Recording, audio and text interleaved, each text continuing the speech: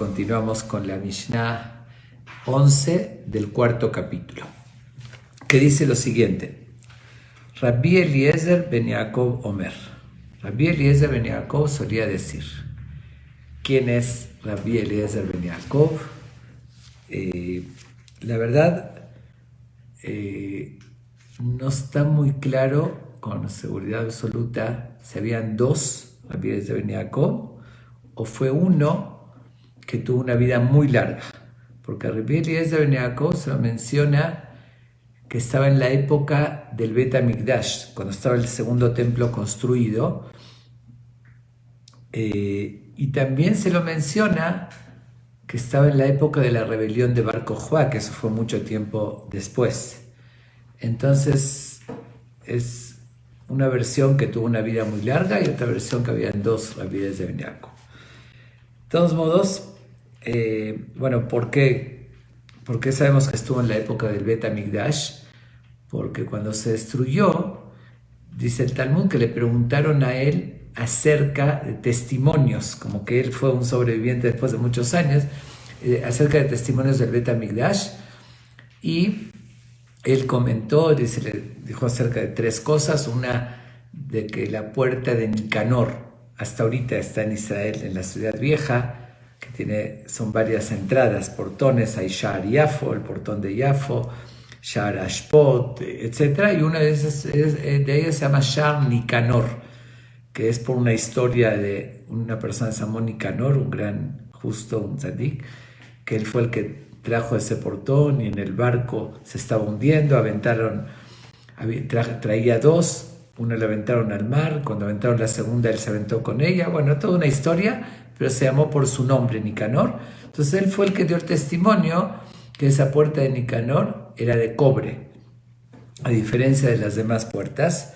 También fue en el tratado de Midot, en el Talmud, él fue el que describió las medidas que tenía el templo, el Bet HaMikdash, el Mizbeach, el altar. Él fue el que describió todas las medidas. Y una tercera cosa que se menciona en el Talmud, que él atestiguó cómo lo hacían en el Bet HaMikdash, era acerca de qué decían en el momento de dar las vueltas con la arabá alrededor del Mizbeach, del altar, que el séptimo día de Sukkot se hacían unas vueltas que hoy en día lo que llamamos Hoshana Rabbah.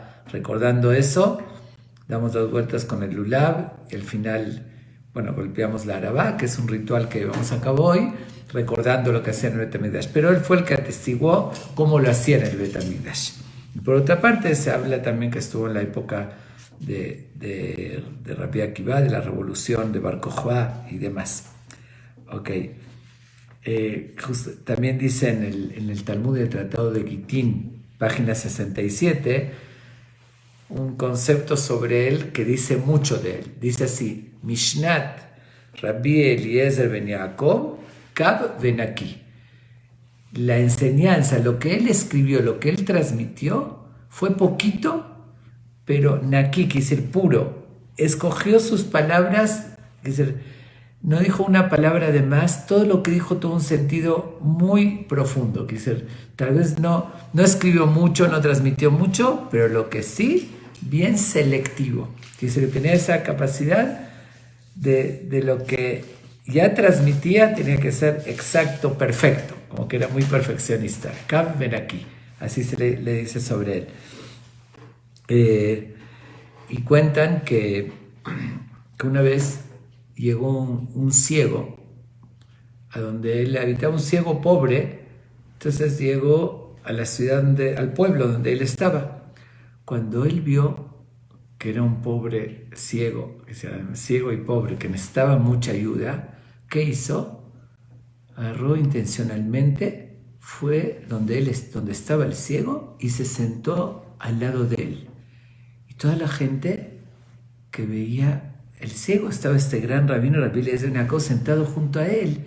Dijo, debe ser alguien muy importante. Y entonces todos lo ayudaron. Dijo, si Rabbi Eliezer ben Yaakov estuvo junto a él, significa que es alguien muy especial.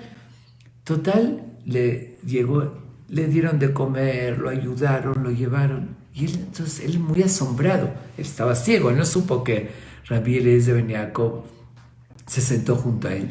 Entonces pregunta, oye, ¿por qué me atendieron tan bien? Como que siempre iba de pueblo en pueblo y apenas si lograba a veces algo para comer.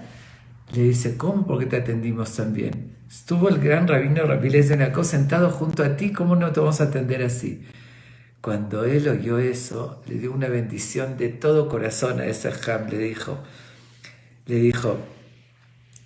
tú que ayudaste a aquel que lo ven, pero él no puede ver, que el que ve y no lo ven, que te ayude, que él te ayude a ti y te mande abundancia. Dice, él es ciego, él podía ver, lo podían ver, pero él no podía ver.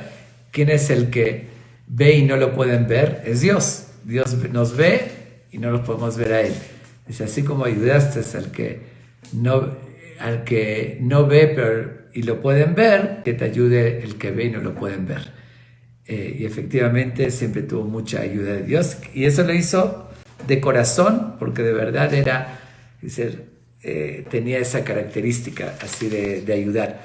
Por otra parte, se cuenta que una vez uno de sus alumnos se llamaba Rabbi Yehuda, un alumno de este Ham, Rabbi Eliezer ben Yaakov. Una vez pasó un gentil que se encontró con él, le hizo una pregunta de filosofía y él le contestó la verdad, lo correcto, pero a él no le pareció, no le gustó lo que le respondió y se le quedó así con coraje contra él. Este gentil, ¿a qué se dedicaba? Era falsificador de monedas. Antes había monedas, no habían billetes, eran monedas del gobierno con un sello, y él tenía un taller donde falsificaba esas monedas. Bueno, como sabemos, como todo este tipo de acciones, tarde o temprano se descubren. Y al final lo atraparon y lo llevaron a juicio. Cuando vieron que se lo atraparon, que tenía en su poder monedas falsas, que iba a pagar algo y todo. Entonces, cuando él lo atraparon, él aprovecha para levantar un falso contra este Rabbi Yehuda, el alumno de Rabbi Eliezer ben Yaakov. ¿Qué dice? Se hace totalmente el inocente, sorprendido.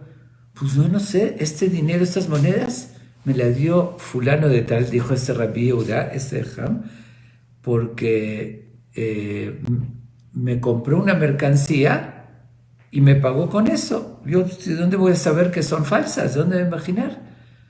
Total, lo traen a juicio a Rabbi Yehuda, lo convocan y le dice, está diciendo que tú le diste estas monedas. Él le dice, la verdad, dice, jamás ni vi esas monedas, ni me vendió una mercancía. ¿De dónde? Dice, una vez lo vi que me preguntó algo, dice, jamás tuve un trato comercial con él, nunca le di un dinero, de ninguna manera, así, dice, negándolo como era la verdad, rotundamente. El otro que hizo, lo juró, como era palabra contra palabra, lo juró por su Dios, así muy seguro. Cuando vieron los jueces que lo está jurando por su Dios, entonces le creyeron y lo sentencian, lo condenan a muerte. Dice, en ese entonces, bueno, era algo que en 3 días en la plaza central, para que todos aprendan, lo van a colgar, para que aprendan de no cometer ese error de falsificar monedas de reinado. Bueno, y al otro lo dejaron libre. El otro sale feliz, con una sonrisa maliciosa. Uy, cómo lo hundí a este Ham por lo que me dijo, que no le había gustado, porque le dijo algo que le preguntó si iban a resucitar los muertos todos, le dijo los que nos hacen sufrir no importa, algo que no le pareció a él, entonces le guardó rencor y sintió así la venganza. Dice, ahora lo van a matar a él, y además él se salvó. Total, se entera su maestro, Rabbi Eliezer ben Yaakov, se entera, conocía a su alumno, obviamente que era inocente totalmente, y bueno, se pone a ayunar y pedir a Dios de corazón. Dice así, 2 días, dice la tercera noche, antes que lo cuelguen justamente, tiene un sueño que un ángel se le aparece, dice, Dios recibió tu petición y se va a salvar tu alumno. Bueno, él se levantó tranquilo. ¿Qué pasó? Dios provocó en ese momento que este señor, el comerciante, el falsificador, que se pelee con su esposa. Pero se peleó de una forma, y ser muy fuerte, que le pegó y la corrió de la casa, y ella de tanto coraje, sabía, él le había contado lo que había pasado, ¿no? Que todavía el victorioso le contó a su esposa, mira, dice, no nada más que yo me salvé, sino me vengué y lo van a matar a esa persona. Entonces va con los jueces y les cuenta, le dice, no, mi esposo es un mentiroso, los puedo llevar y demostrar dónde tiene el taller clandestino, donde hace esas monedas. Ese jamás, bueno, los lleva, efectivamente van a ver y encuentran lleno de monedas y un lugar así clandestino subterráneo que ahí tenía su taller y falsificaba monedas, tenía todas las herramientas. Bueno, entonces lo traen, obviamente lo hacen confesar que el Rabbi Yehuda era inocente y al final lo cuelgan a él y sus socios donde le iban a colgar y obviamente Rabbi Yehuda se libera. Bueno, vemos también la fuerza que tenía Ham, como cuando le pidió a Dios, Dios le respondió y así salvó el maestro. Como ya dije, eran épocas que estaban en un nivel, que tenían ese poder que hoy ya no tenemos esos niveles y esa fuerza que ellos tenían. Bueno, este era Rabbi Eliezer ben Yaakov, que es el que vamos a leer ahorita, la Mishnah, lo que nos enseña. Dice lo siguiente: Aose mitzvah achat, ponelo peraklit echad. Dice, aquella persona que cumple una mitzvah, hace un mandamiento, dice, la adquiere. Peraklit significa un defensor, como un abogado defensor. Ve'aober averajat, y de lo contrario, el que comete un error, un pecado, con él categorejad, adquiere un acusador, que es como el fiscal y el abogado, ¿no? Es el que va a acusarlo y el que lo va a defender. ¿Qué significa esto? Hay quien lo interpreta que es así literal, que cada acción que hace la persona se crea un ángel que después de los 120 años, ese ángel se convierte en un abogado defensor de él. Cuando van a juzgar a la persona, qué acciones hizo, si cumplió su misión en la vida, si tiene más buenas acciones que malas acciones y demás, cada acción positiva va a ser un ángel que lo va a defender, va a abogar. Entonces, si uno hace muchas buenas acciones, va a tener muchísimos abogados defensores. Pero también de lo contrario, cuando hace una acción negativa, cuando comete un error, también sale un acusador, un fiscal que lo va a acusar. Entonces va a ver ahí sí va a ser la lucha, quién tiene más fuerza. Y ahí depende también, sabemos perfectamente que una persona que tiene muy buen abogado, un abogado que es astuto y sabe qué argumentos usar para defender, por lo general gana el juicio. Aquí también, ¿qué sería un buen abogado? Cuando uno hace una mitzvah, una acción que la hace de verdad, con devoción, con buena intención, completa. Es como, lo dije muchas veces, ¿cuántas cosas hacemos de forma superficial, rutinaria?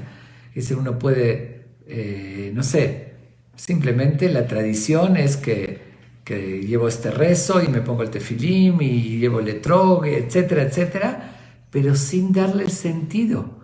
Si uno dijo un rezo y pensó en cada palabra que dijo, dialogó con Dios, salió de corazón, eso es una mitzvah completa como debe ser. El ángel que se va a crear, el abogado, va a ser un abogado muy astuto, con mucha fuerza para defenderlo.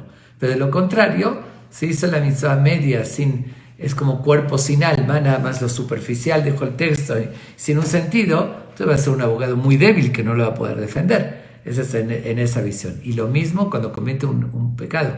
A veces, si uno tuvo remordimiento y conciencia y lo hizo en un momento de tentación, porque un momento de debilidad que no lo pensó, bueno, también el pecado, el acusador es débil, pero si uno lo hizo con alevosía y ventaja, planeándolo con malicia, con dolo, como dicen, entonces el acusador va a ser muy fuerte, de la misma manera, ¿no? Es como es la vida.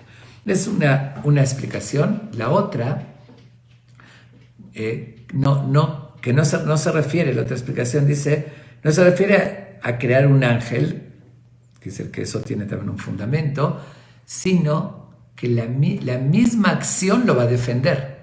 Dice, como está escrito en un pasuk que dice en Teilim, Ve'alach lefaneja tzidkeja ukvod Hashem yasfeja. ¿Quién irá delante de ti? ¿Quién va a ser que se va a anteceder ante Dios para defenderte?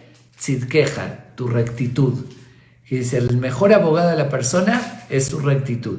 Dice, lo único, es sabido, ¿no? Que dicen, uno puede tener muchísimo dinero, puede tener una gran familia, hay gente que tiene, mashallah, hijos, nietos, bisnietos, tataranietos, súper numerosos, puede tener una familia de 500 personas, llegar a reunir, y que lo quieren mucho y lo apoyan y todo. Sin embargo, cuando se va de este mundo, lo acompañan hasta el panteón, hasta la tumba, no más. Pero con todo el cariño, no pueden hacer más por él. Todo su dinero que en la vida podía dar soborno aquí, influencias y lograr muchísimas cosas con el dinero, ahí ni hasta la tumba, no se iba nada de eso. Lo único que lo acompaña más allá, por la eternidad, son justamente sus acciones. Por eso dice, Ve'alach lefaneja tzidkeja. Irá ante de ti, se adelantará. Tus méritos, tu rectitud, va a ir, Ujvod Hashem yasfeja, el honor de Dios te va a recoger. Es decir, ¿quién va a recibir a esas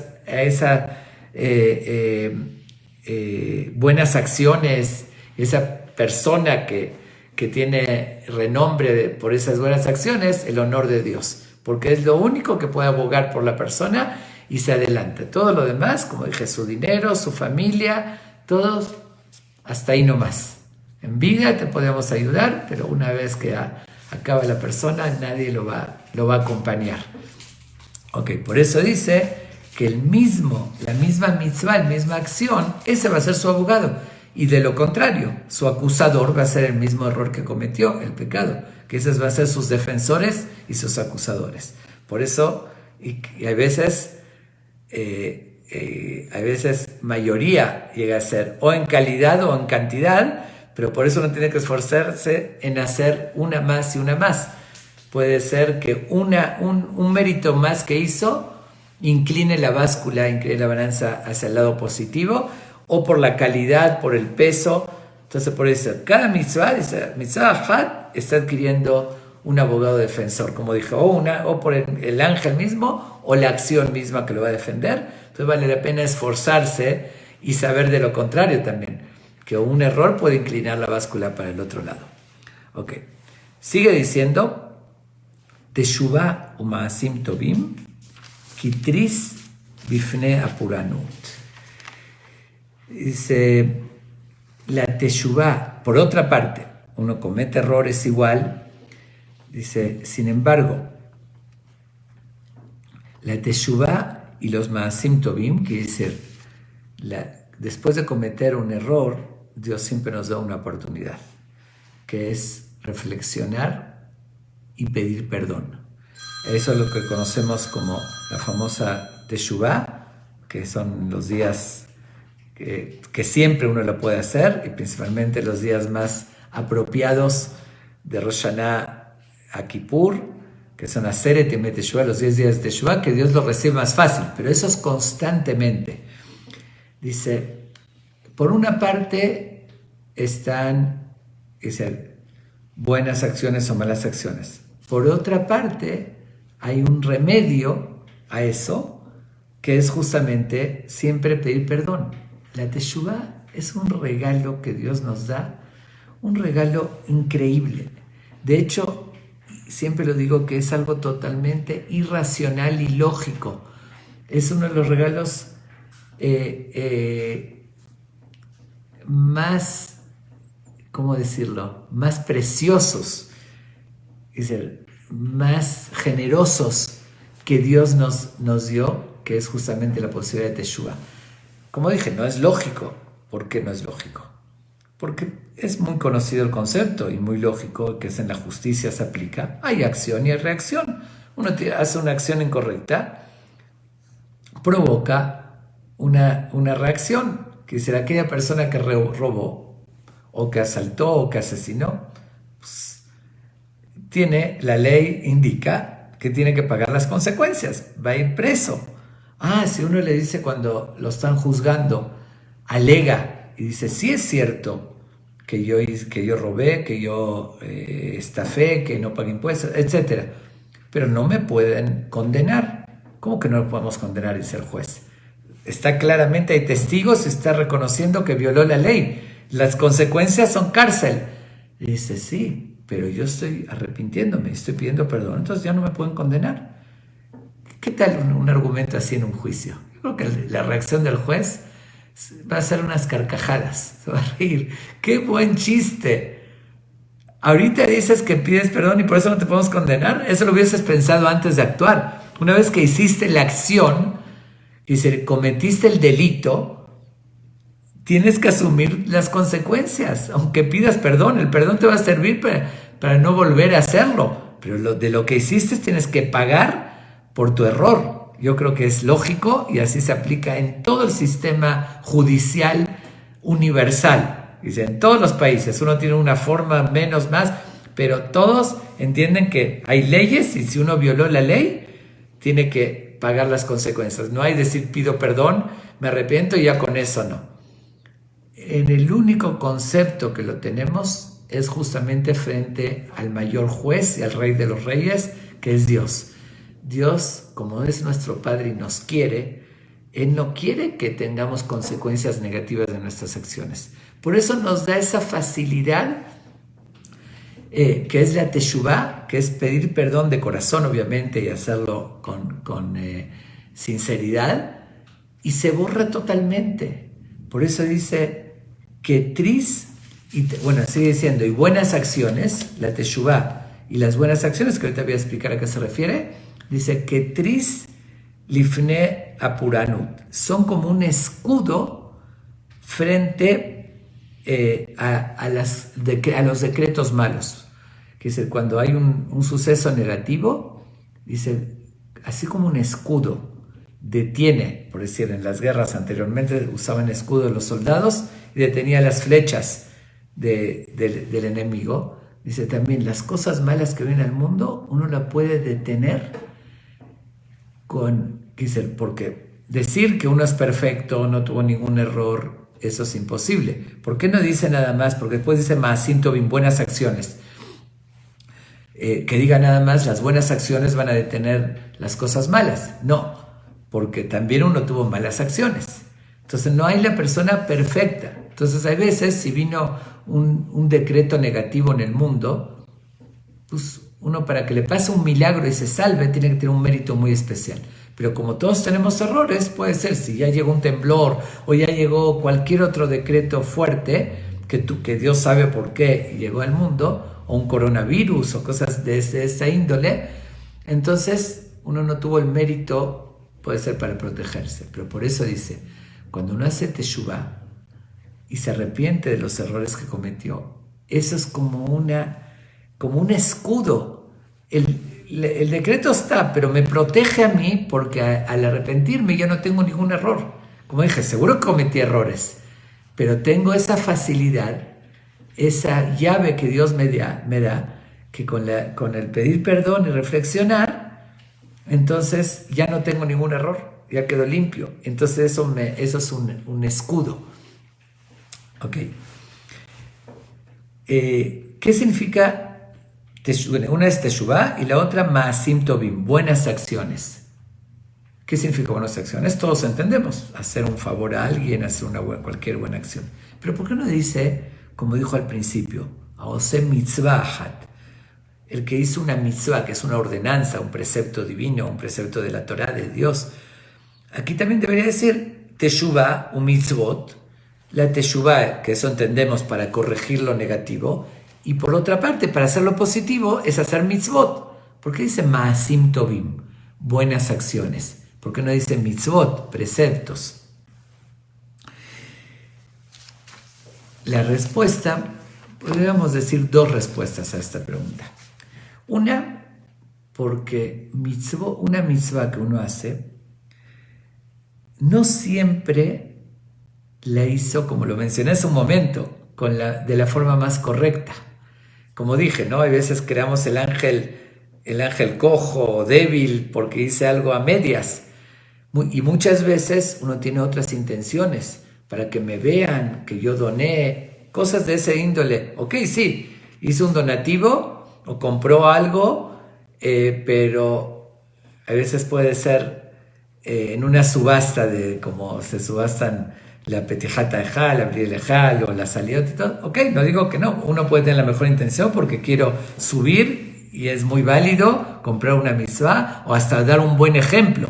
Muchas veces es bueno decirlo en público para dar un buen ejemplo y motivar a los demás que lo hagan. Pero puede haber quien nada más para lucirse, para decir que el otro va a dar más que yo, lo voy a enseñar y decir yo lo voy a subir. Y así, hay veces uno cree que está haciendo una mitzvah, como un ejemplo, se va a levantar a Selijot. Bueno, es un mérito levantarse a Selijot. Ahorita se aproxima el mes de Elul, antes de Rosh Hashanah, tenemos que pedirle a Dios, nos levantamos temprano, pero muchas veces lo hace a costa de despertar a su esposa y a sus hijos. Entonces, en vez de convertirse en mitzvah, se convierte en pecado, no nada más que no es. Entonces, o como dije, ¿no? Se puso el tefilim, pero no pensó que el tefilim es un recordatorio de la salida de Egipto, de la fe en Dios, me estoy conectando, mi corazón, mi cabeza, dale el sentido.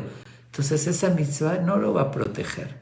Por eso cambia la expresión y dice ma'asim tovim, buenas acciones. Cuando está llamando buenas acciones, seguro que hizo algo bueno. Eso sí lo va a proteger. Esa es una respuesta porque no dice mitzvot y dice, en vez de decir mitzvot, dice ma'asim tovim. Mitzvah puede ser que no forzosamente sea la manera correcta o la ideal o con la mejor intención, pero una buena acción a fuerzas es buena. Eso así lo está llamando. Esa es una explicación. Por otra parte, otra respuesta es que ma'asim tovim se refiere no a las mitzvot que uno de por sí tiene obligación de hacerla. Como dije, ponerse el tefilim, cuidar el Shabbat, etc. Ok, uno eso lo puede hacer para cumplir porque es lo que Dios me ordenó. Eso tiene mucho mérito, pero no tiene tanta fuerza como para hacer un escudo. La palabra tris es, como dije, escudo. Hoy en día en el hebreo moderno se usa el término tris como persiana. En el hebreo moderno, ¿sí? ¿Cómo se dice una persiana? Un tris. ¿Por qué? ¿Qué hace la persiana? Me protege de la luz, del polvo, de muchas cosas que decir protege. Por eso se llamó tris. Tris que es la que me protege. Para tener fuerza de que me proteja de un decreto que hay en el mundo, de algo malo así, tiene que ser más que simplemente lo que hago por obligación. Tiene que ser una buena acción decidí, yo no tenía obligación de ayudar a la comunidad, de apoyar a alguien, de trabajar para esta causa. No es mi obligación. Dice, sí es un mérito, pero mi obligación, ok, yo cumplo todos los días, me pongo el tefilim, rezo, cuido Shabbat, etcétera, etcétera. Pero cuando uno hace más que su obligación, que se hace una buena acción, se apiada de alguien, ayuda, tiende la mano, eso, como hizo más de la obligación, Dios hasta le puede hacer un milagro. Es decir, tú te mereces, doblegaste tu egoísmo y demás por ayudar, por hacer el bien, eso se va a hacer un escudo frente a cualquier cosa negativa. Ahora, ¿por qué dice ketris? Como un escudo. ¿Por qué no dice un escudo? Que debería decir, te llevamos asiento bien, tris y final por anut. Son un escudo frente a, dice ketris. Dice, como un escudo. Tal vez aquí nos está insinuando algo muy interesante. Un escudo, vamos a hablar del mismo guerrero, ¿no? En los tiempos de antes que tenían el escudo enfrente para protegerse de las lanzas, de las flechas y demás. Pero ¿qué sucede si uno lo tiene muy débil, el escudo? No lo agarra fuerte. Una lanza igual lo lastiman, que se le aprietan sobre el escudo y la ponen encima de él y lo pueden derrumbar, lo tiran al piso y lo matan. Para que sirva el escudo hay que agarrarlo con fuerza. Ese también, aquí nos viene a enseñar eso. Es como un escudo. Puede escudar si lo agarro bien, lo mismo. Si hago las cosas, hago una teshuvá, un arrepentimiento auténtico y una acción de corazón y buena, eso es agarrarlo fuerte, entonces eso me va a proteger. Okay. Entonces esa es la enseñanza de Rabbi Eliezer ben Yaakov. En esta misma Mishnah nos agregan otro jajam con otra enseñanza que también es muy importante. Entonces primero concluimos esta, la importancia de cada acción que uno hace, por más pequeña que sea, recordar que está logrando un abogado defensor, y de lo contrario, un acusador, que es saber que al final nada se borra ante los ojos de Dios. Por eso leímos en otra Mishnah que un ojo que te ve, un oído que oye,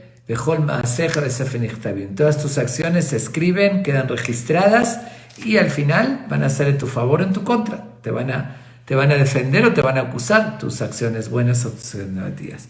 Y por otra parte, es decir, si uno quiere constantemente estar protegido de cualquier cosa, que haga algo de esforzarse en estar limpio siempre, que si la teshuvá lo purifica con todo el tiempo, porque queda sin ningún error. Y por otra parte, una acción, como dijimos, o hacerla auténtica de corazón, o hacer algo más allá de lo que está obligado a ayudar a alguien, eso se convierte en un escudo. Ahora, la siguiente parte de la Mishnah es otro jam, dice Rabbi Yohanan Sandelar Omer. Rabbi Yohanan, el zapatero, así lo llamaban. Hoy en día sí, que se fabricaba zapatos. Hoy en día cuando vemos un título así, lo vemos como algo despectivo. Ay, el zapatero, decirle que diga el gran sabio. No, esos jamim se enorgullecían que ellos con su esfuerzo, con el sudor de su frente, se ganaban el pan. Es decir, como ya hablamos de ese tema, que vemos en Pirkei Avot y en muchas fuentes, que uno tiene que ganarse con su esfuerzo. Y ya lo mencionamos también, que una persona que da de su tiempo, se dedica para aportar algo, también es con su esfuerzo. Pero si no está aportando nada y nada más recibe dinero, apoyo, y no aporta a los demás, nada más estudia, eso no está correcto, aunque eso hoy en día se practica mucho, pero no es lo ideal. Se permitió como que para que no se olvide así la Torah, pero no es el ideal. Por eso estos grandes jamim se enorgullecían con su oficio, aunque sea sencillo, y vemos muchísimos, que lo llamaban así, Rabbi Yohanan Sandelar, como este gran jajam, que lo llamaban así el zapatero. Tenemos un ejemplo, muchos en el Talmud decían Nahum al hablar, un gran jajam, Rabbi Nahum al hablar, que era escribano, sofer, que era también después Rabbi Shimon Shezuri, también en el Talmud dice Rabbi Shimon Shezuri, Shozer, que es el que tejía, que unía los hilos, que era su oficio. Tenemos Rabbi Shimon Afakuli, así se lo llama, que hacía algodón. Era su oficio y todos lo decían con orgullo y lo llamaron así en el Talmud. Rabbi Yehuda Nachtom, Rabbi Yehuda el panadero, y así muchos que ese era su oficio, como Rabbi Yohanan Sandelar, y se enorgullecían al contrario que con su esfuerzo se ganaban el pan, y aparte obviamente fueron grandes rabinos, estudiaron, iluminaron al pueblo de Israel. Okay. Y él además en lo que hacía, lo hacía con mucho conocimiento, que se lo hacía bien. Cuentan que en una ocasión llega una persona, un gentil de afuera, y le trajo unas pieles, porque él hacía zapatos, entonces compraba pieles. Pero él tenía la capacidad de ver las pieles y darse cuenta si eran de un animal que murió solo, que se llama nevelá, que dice que murió por una enfermedad o de un animal que lo mataron, que dice que estaba sano el animal, y después le sacaron las pieles, como acostumbramos a hacer shejitá, que es el que lo matamos. Entonces se dio cuenta que esas pieles eran de animales que murieron solos, que puede ser por diferentes enfermedades. Y él sabía que tiene dos características negativas cuando es un animal muerto.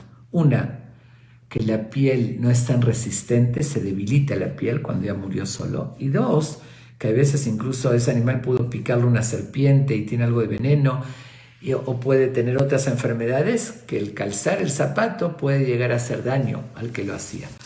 Entonces se negó rotundamente a comprarle esas pieles porque le hacía zapatos por la integridad, ¿no? Decir, no llegar a engañar. Obviamente que se las estaba vendiendo mucho más baratas, que le convenía. Cualquiera diría, bueno, a mí qué me importa el que la use, es su asunto.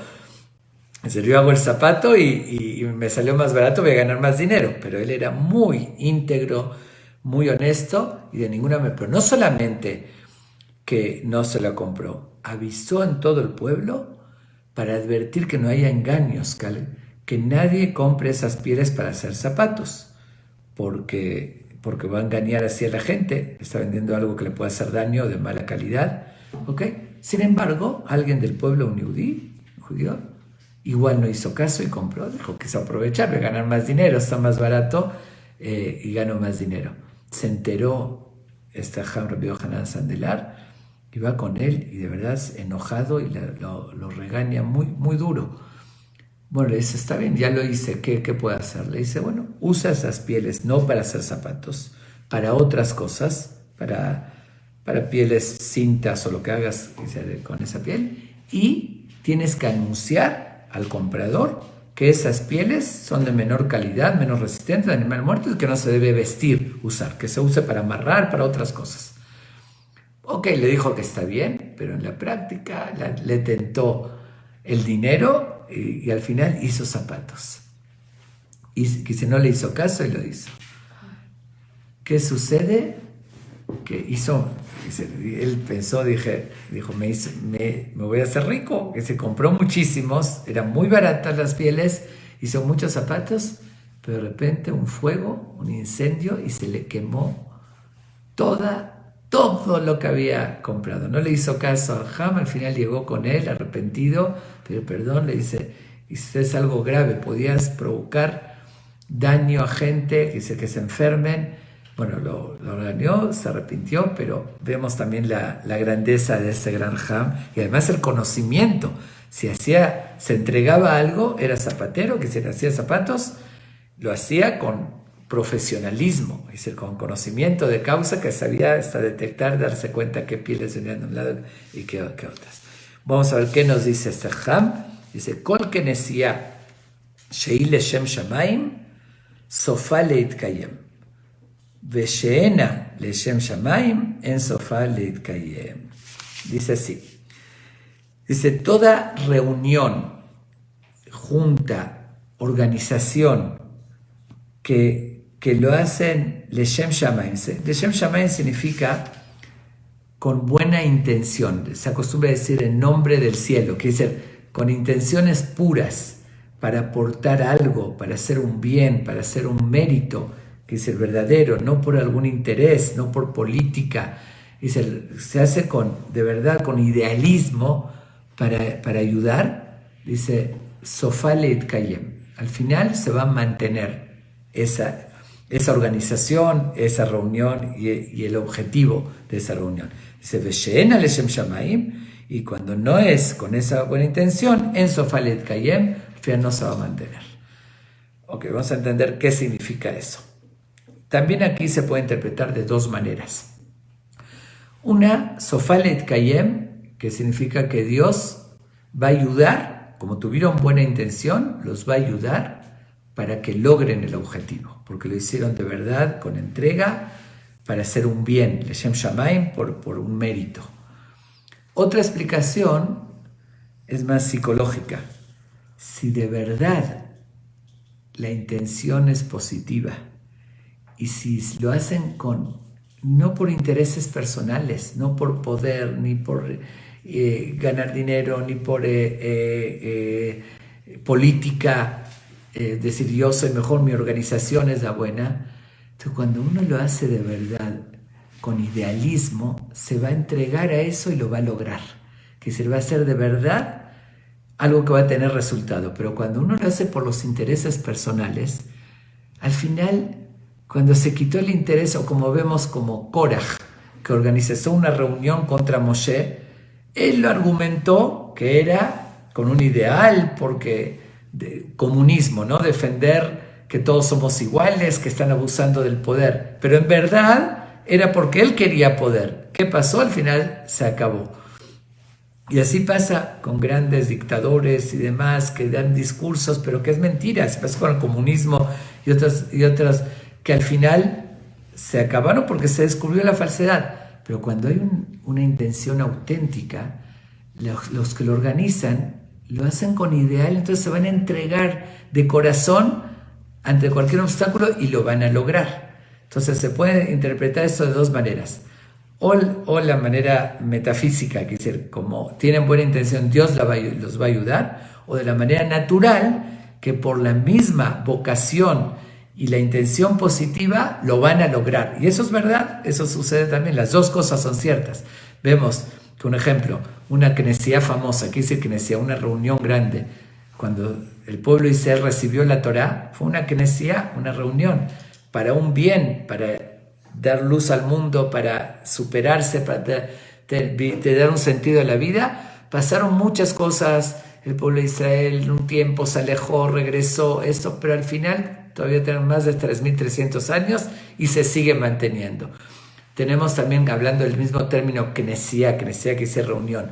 Hay un grupo muy grande que se llamó Anshe Knesset Agdolah, los hombres del gran parlamento, de la gran reunión, que eran 120, que establecieron el texto del rezo, establecieron muchas reglas.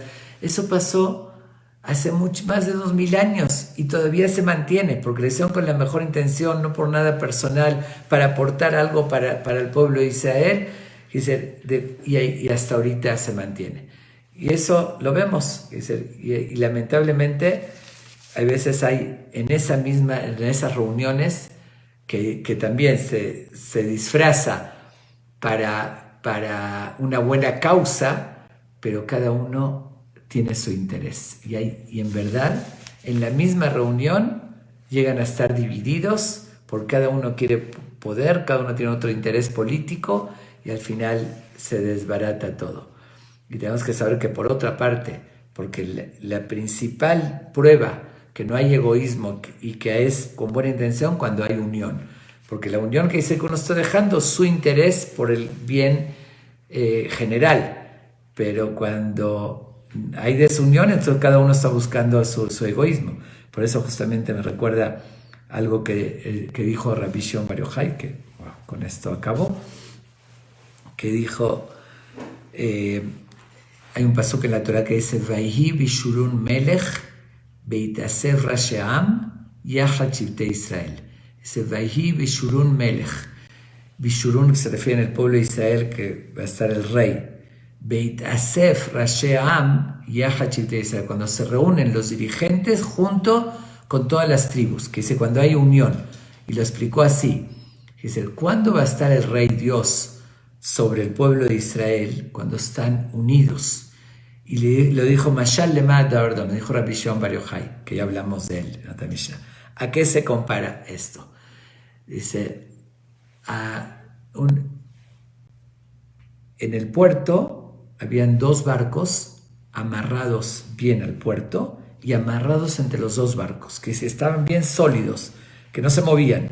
Sobre eso construyeron un palacio para el rey, sobre los 2 barcos, pero que estaban amarrados al puerto, y entre los 2 barcos amarrados también, bien fuerte. Mientras esos barcos se mantengan amarrados entre ellos y al puerto, el palacio va a poder mantenerse, que se puede construir sobre eso y se puede habitar ahí. Si llegan y cortan los lazos, las sogas que están uniendo a los barcos al puerto, se va abajo todo el palacio. Entonces se dijo Rabbi Shimon Bar Yochai con ese ejemplo, cuando el pueblo de Israel estamos unidos entre nosotros, cuando hay una reunión, unas causas, que dejamos los intereses personales, no hay política, buscamos el bienestar, la superación, cómo aportar, Entonces ahí estamos unidos, Dios está el palacio sobre ellos. Pero si lo cortamos, se van los barcos y se hunde el palacio, ya Dios no posa, y no está presente. Bueno, no es el tema en sí, la unión es nada más referente aquí, porque el tema de la unión es muy extenso, pero nada más entender la importancia del Knessia Leshem Shamayim, que sea con buena intención, con cualquier causa, que ahí Dios los va a bendecir, van a tener éxito y además lo van a lograr. Y sin embargo, cuando se mezclan otros tipos de intereses, que pasa muchísimo, cuando hay política, o decir yo tengo razón, el otro está mal, y mi grupo, por eso hay Knessia son grupos, reuniones, grupos, mi grupo es el único que sirve, todos los demás que no piensan como yo, los condeno, y hablar mal del otro, dice, eso se va a destruir, al final eso no se va a mantener. Seguimos viendo consejos y enseñanzas tan reales, tan sabias. Tratemos de verdad de seguir estas grandes enseñanzas para tener una mejor calidad de vida. Muchas gracias.